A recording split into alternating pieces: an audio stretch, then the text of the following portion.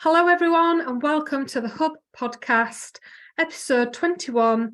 And can you believe it? We're already halfway through the year, even more so now. We've reached August of 2023. So we've invited back one of our experts from last year who delivered a webinar for us about the benefits of books and how being a published author can really raise your profile and your business. So let's just say she knows what she's talking about. So I'm just going to hand you over to Laura to just introduce herself and what she does. So Laura, introduce yourself to our listeners, please. So I'm Laura Helen from the 4-Hour Author.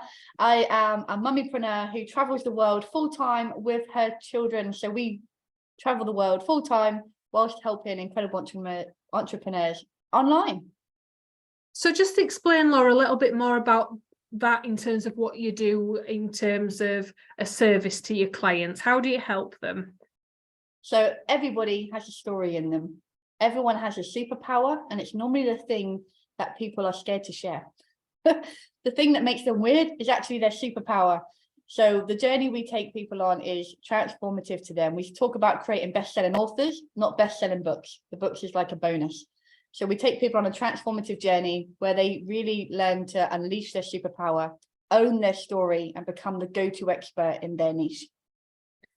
Definitely. And I think it's a conversation I come across a lot in business when I'm networking in terms of presentations and asking in reference to how much should they share? Should they share, all warts and all? And my reply is always, yes, some people want to, buy from you. They want to learn from you. They want to engage from you, not the product or service. As long as the product or service solves the problem, then great. But they will come to you because of that relatability factor. And I do believe every one of us, I agree, has a superpower within us. And books is just, one way we can, vocalize that, in a unique way.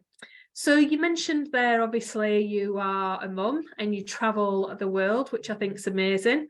I only said a couple of weeks ago to someone in the network outside of the hub, in my local network, in terms of actually, I would love to build the business so I can be more remote because I love to travel and it's something I definitely need to do more of.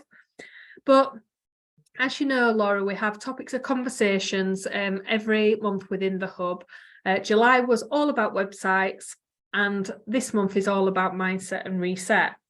So with you doing what you do in terms of focusing on the author and the book with your 4-Hour Author business, how have you seen the benefit for your clients and yourself to the website for the business by having a book and being a published author? Does it benefit, your marketing assets? What's your opinion on that? Because I'd love our readers to know that, especially from delivering the webinar last year. What are your thoughts? So the clue's in the title. When you become an author, it gives you instant authority. It gives you credibility. And if you create it the right way and you have a powerful forward from someone in your industry, that gives you even more credibility. Being able to say, I'm out there, I'm best-selling author, I'm really making an impact. Just having a book shows that you know what you're talking about. Yeah. And a lot of people with the books, the way we do it is it's very personal. It's very raw, it's real, it's authentic. I touched on being a mummy. When you see a mummy, perfectly made up, wearing white, as a mum, you go, you have not seen your kids for like a week, dude. Like, you're in white and you look beautiful. I don't feel like there's real connection from mum to mum. Whenever I've made videos as a mum, I've had kids swinging around me. They go viral. When I do it all chat and professional, they don't hit. So it's an authentic way to get instant authority. Yeah, I agree. And it's credibility as well, isn't it? Like you mentioned about it shows you as the expert. And when I do market research, actually, a lot of the influencers do have some form of publication out there, whether it be a book or whether it be something else. But if you think to your favourite authors, for example, like J.K. Rowling, if you searched J.K. Rowling, you would find Harry Potter. You would then be directed to the Harry Potter franchise, everything that you can buy Harry Potter, websites, experience days, going down to London, going to Universal Studios, all of that comes from keyword search from an author. So with it giving you credibility, it's always something to consider. And a lot of my clients will say, well, I'm not ready to be an author yet. I'm not ready for that publication yet. And I'll always say that's fine, but it's important to recognize that it is working in your market and generating authority and directing people to you, for advice and for potential products and services. So, I think a lot of people forget that impact.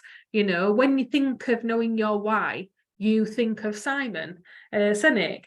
You are directed to his TED Talks, you're directed to his website, but what he's talking about is something he's got a book about, and he's got an audio series about, and he does workshops about, and he charges many thousands of dollars for them. He does collaborative events with other kind of influencers, such as Stephen from Dragon's Den. It's like a snowball effect. Creates authority, directs people to eyes on the business. We have so many people that have that exact thing where they go, I'm not successful enough. And it's like, you only have to be one chapter ahead of the person behind you to make an impact. You've only got to be one chapter ahead, because the person that's out there as your ideal of success, making millions and billions and blah, blah, blah, blah, they're not relatable to the everyday person. When you're only one or two chapters ahead, you're still relatable. You know where they are, where they've been, and they can relate to you because it seems reachable and achievable. Yeah. You get this all the time. My favorite story is my 4-year-old created a book series. For children. It's because he saw kids eating McDonald's, and we've learnt better than that. And I was on the bus, on a train in London, tubes, crazy evening, really busy. There's a mum with a little kid in a pushchair. And back then I used to carry all his books, super proud mummy. Yeah. And I saw one of the books and said, do you want to read this? It's something new to entertain her, because I could see the kid was getting flustered. The mum, we try hardest, but what do we do? Yeah. And she read this book to her kid. And when it got to the big red page where it says, you don't eat this stuff, the little kid looked at her mum and went, why do you feed me this? And as a mum of the author, I went, wow, my God, it works. As the mum, I went, oh my God, I'm so sorry. Yeah. But I was like, he's 4 and he's just impacted a 3-year-old. Yeah. You have so much knowledge and experience. You've gone through and overcome something that people are still struggling and might not be as strong as you to get through. Yeah. It's never too soon to write a book. 100%. And it's funny you mentioned that, because about being one step ahead, just being one step ahead from those that are beside you or behind you. And we had a learning point today by Chris Coggins from IT Desk, so anyone that's listening locally to South Yorkshire, do go and check him out. And he mentioned okay, and I'm looking down, guys, because I wrote it. OKR, meaning objective key results.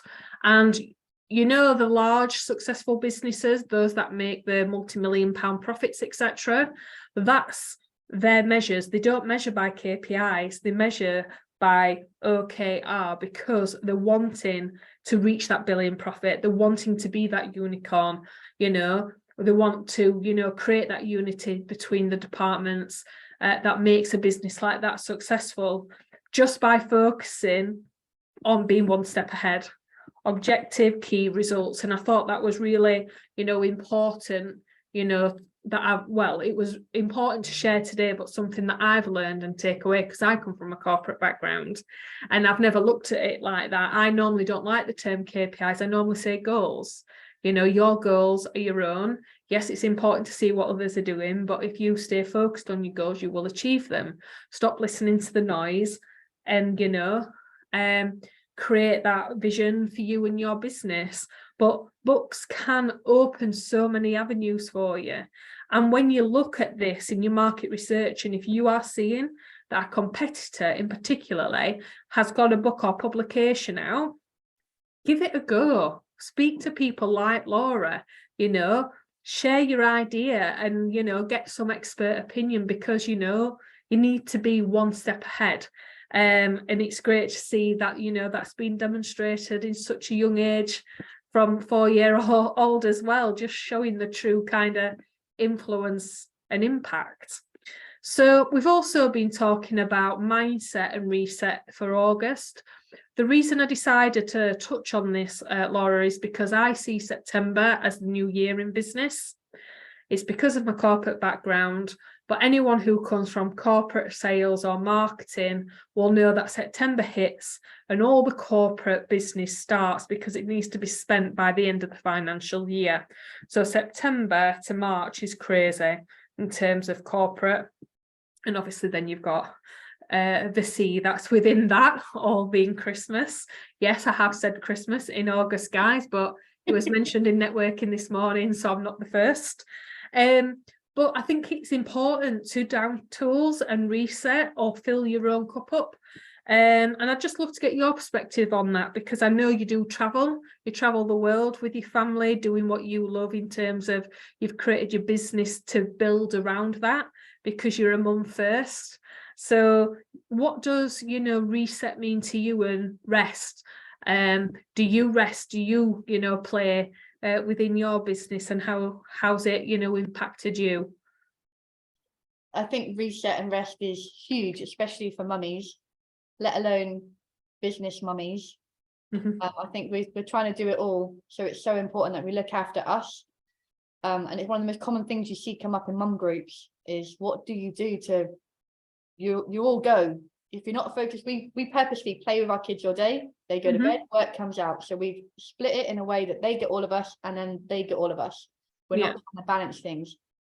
But if we have moments of overwhelm or tiredness or something happens, for me, mine's still the grief of my dad. It still hits me on the most random, picks my legs out from under me and gives me a wobble. My always go to reset my mindset is random acts of kindness. Yeah. If I go and do something completely random, unexpected, with no expectations in return, to see how that hits, to know I've done some good with no expectations. Yeah. Contribution all the way through. So that just like completely fills me up. Yeah. If you happen to see the outcome of what it is that you give, it can be magical. It gets you out of your head and your way and just get back into your heart. Out of your head, that's where we get stuck. If you're in your head, you're dead. If you're in your heart, you're smart. So it gets you out of your head and back in your heart. It is. I mean, there's a lady within our hub community called Katie Ford, and she talks about the benefit of play a lot within the business, because as busy business professionals or mums or dads, we forget that play element. We grow up too quick in some respects. And sometimes a reset or a rest can be as simple as, taking yourself away and doing something you really enjoy. I remember a conversation that I had with Caroline quite recently, who is somebody we mutually know, called Caroline, the Networking Rebel. And we were talking about work hard, play hard, but also rest hard, because she reminded me of a time like around about 2 years ago where I was just very overwhelmed because the business had just grown astronomically within a short period of time, and I was just adjusting to that. And I was just feeling like I had to be at the desk all the time, and I hadn't built the business to be at the desk all the time. I like to be with people. I like to network. I like to be out there in the community. And she just said to me, what is the one thing that you love to do as a child? And I said, go to the park and eat ice cream. And she said, right, so now I want you to down tools and go to the park and eat ice cream. So I did. I went and I picked up my nephews and their friends, and I went to Lock Park. I still remember it. I bought us all an ice cream and I did a boomerang, because she said she wanted a picture because she didn't believe I would do it. Now, 18 months later, we were having that same conversation because we now do practice that. And, we've seen the benefit. Our businesses on both sides have reaped the rewards by, yes, not just working hard, but resting, reset and play as well, because you work for a long period of time in your business, but you're in your own business for you, so you've got to. And I know it's different, when you are employed by someone, them perimeters are normally decided for you in terms of work and play. But a lot of companies are now seeing the benefit of giving that employer, should I say employee, that choice. And I just think it's just super important. So I love the fact that you've mentioned also kindness as well, because we talked about it in the growth community recently with an example Mike Lawrence provided, who is a mental health mentor and wellbeing expert. And he's just come back from Thailand, and he mentioned about going to Thai boxing, not having enough money on him in terms of change. He had this card, but it's all done with cash over there. And he didn't have enough money to go in and do some, boxing. And the locals was like, it's not a problem, just come back with the rest of the amount, it's fine. And a lady behind him heard the conversation, and she actually paid it forward and paid for him, to go in. And he was talking about the act of paying it forward and, that givers gain and helping people. So he made a conscious effort before he left his holiday to make sure that he went round and thanked and provided a gift to every single person that had helped him on that kind of retreat. And that just reminded me of your story about, making sure we are being kind, to others as well as ourselves. So I absolutely love that. And I think it's a great example to reset, because I think you'll agree, Laura, sometimes we can get, overwhelmed in our business. And giving back can actually just make us be very grateful and realize that, not everything's as what it seems. And we're so hard on ourselves. Yeah. We're so hard on ourselves. If we were our own employees, we'd be like, no, you need to take a break and look after you. Yeah. When we pull away from our business, we go, what are you doing? You're missing this. You could be doing that. You could be doing this. Yeah. Kindness needs to start with you too. So you need to be kind to yourself. It definitely. And I know obviously one of the things that you do as well is travel, to be kind to yourself and your family, and let your children see the world as you work and, be that mum as well. So why did you decide to build a business around that? Why is that, so important to you, to travel and, have that balance for the family? So before I had children, I wanted to know what I was doing. So I worked in nurseries and creches, and I was a nanny, and I was working for doctors that worked in hospitals. They were dropping their kids off at 8 a.m, picking them up at 6 p.m, and I'd have them on a Sunday. We were watching first steps, first words, trying to train them not to call us mummy. It was heartbreaking to me to see these people that they have an amazing job and help amazing people. But these kids, they were confused about who their parents were. They were so little, and just I wanted to have kids on purpose and be a purposeful, mindful parent. So when we had the kids, ours is very messy. We went from 0 to 2 kids. It was all very messy and crazy. But the reason I pushed so hard with the business and the way we created it is because I didn't want hubby at work all the time and the kids off at school and no one's seeing each other. We've lost the unity that is family, and I didn't want to lose that. And I wanted them to have a well-rounded, balanced view of the world. So instead of learning one version in a book, they get to go and ask different places, different people, different sides, different stories, and come up with conclusions. So they're great, grounded people. They've seen so many different things that it's new for me too. And they're little sponges. Yeah. So to have that quality family time, whilst we just learn the world firsthand rather than perspectives from books. Yeah. No, definitely, I agree. And I think it's, the number one rule I normally say when I start to work with my clients on their strategy is, yes, it's important financial return, but what is it that you want it to give you holistically? And that can be something small, but it can also be something like a big goal, like a big holiday, a car, paying for your child's private tuition, whatever that be for you. It's personal to you, but it has to be on there, because if not, I can guarantee you will get to a point in your business where it does not fulfill your being, and you will feel like you have built an empire for everybody else other than yourself. We saw so many successful people when we started getting on bigger stages with bigger players. We realized once they hit success and they went to say, yes, I've done it, the partners filed for divorce and the kids are gone because they've missed too many magic moments. Yeah, our business could be a lot bigger. It could be out there making even bigger impact, which of course I want. But right now, I'm selfishly keeping it simmering. Yeah, to be there while my kids are growing. 100%. 100%. I was on TikTok. Those that know me for a while know every Monday I do a Monday Minute. Every Friday I do a recap of the week so people can see what we do behind the scenes, which this will be on there. Look at Ask Zoe 01 for more. But I remember watching TikToks a lot, you know, when it first came out.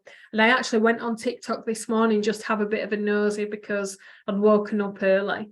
And the first thing I saw was this guy interviewing someone in the public in London, walking by asking, "Can I ask you what your biggest regret is?"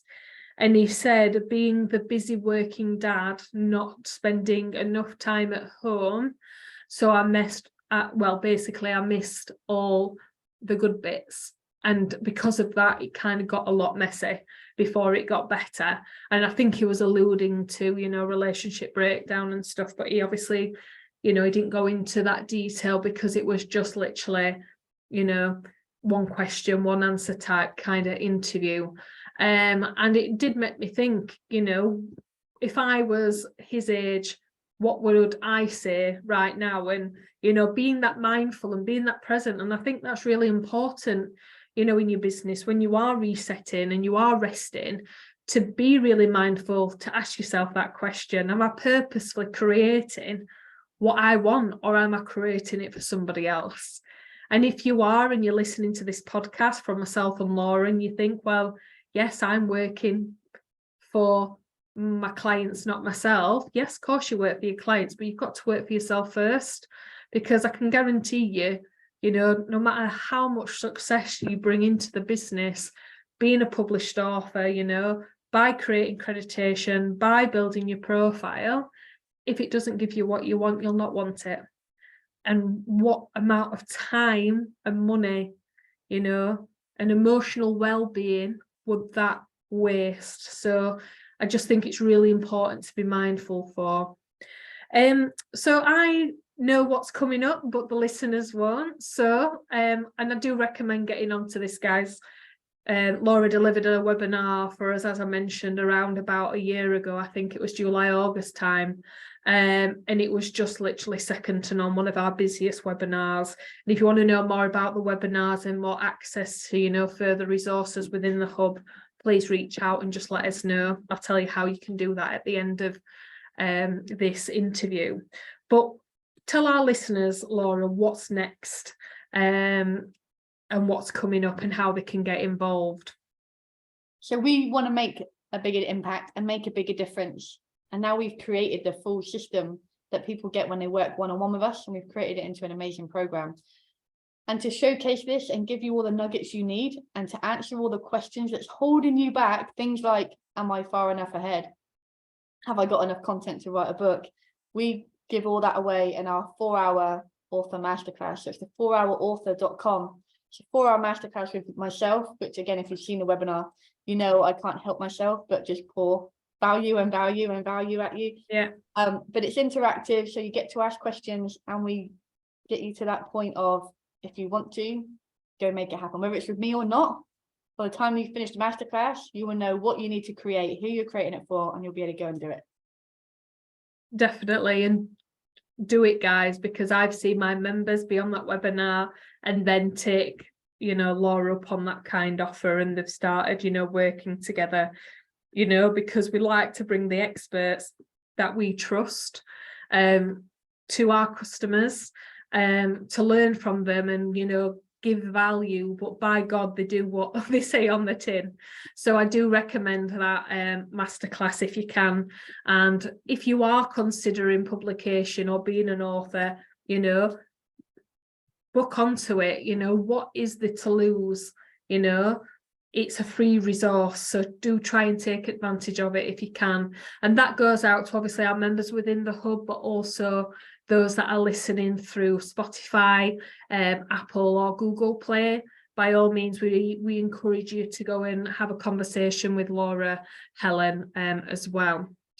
So it is Friday, guys, so I am not going to keep you any longer. I appreciate you've probably got that Friday feeling, wanting a Friday fizz or maybe something non-alcoholic. But I appreciate Laura coming along today to share her knowledge and value. And Laura, just remind everybody again on how they can contact you if they decide that they'd like to take you up on that offer. So come and find us at the4hourauthor.com and come and join us, come and ask your questions, get them answered and learn all I can share. Amazing. And guys, if you are interested in the hub, getting access to 24 hours at present of webinar recordings, so 24 different experts, 24 hours of learning, 21 hours of podcasts with different experts, and plenty more, then I'd love to hear from you. Just go to askzoe.co.uk under services, you'll find the hub, you know, and that's where we can explain more, or you could always book a call if you'd like to have a conversation beforehand. But thanks, Laura, it's been a pleasure as always, and we will see you next time. Thank you for having me. Thanks, guys. Take care. Bye.